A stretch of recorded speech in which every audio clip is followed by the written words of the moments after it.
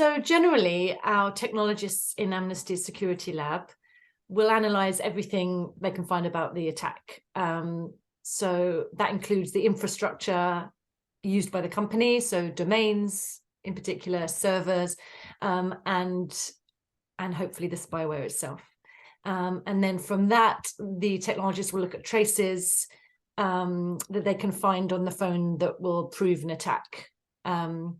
So up to around 2018, 2019, NSO Group, for example, were using malicious links sent by SMS or WhatsApp in their attacks.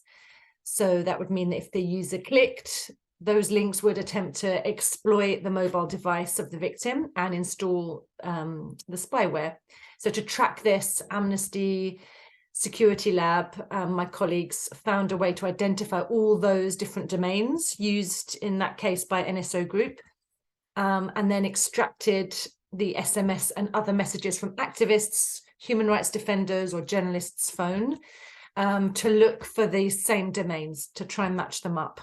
And that's how we identified, for example, attacks against the Moroccan activist Mati Monjib in 2019. And that's really when we, as the security lab in Amnesty, really began refining our forensics methodology. So I work with human rights defenders and journalists, activists that combine helping them with both digital security and also really researching and analysing the surveillance they face.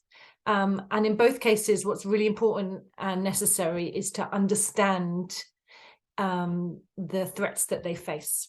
So to do this, we'd work with the activist with our existing knowledge on digital surveillance to understand the context, the landscape, depending on what region they're in, what their work is, what field they're in, and also, of course, the threats that they may have received.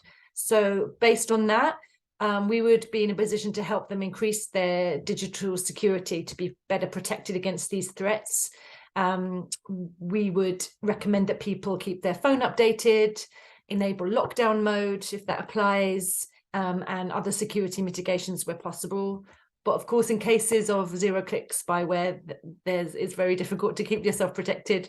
It's impossible to fully protect yourself or be aware that you're being surveilled. So in that case, we'd look for evidence of attacks or analyze any suspicious messages they may have received.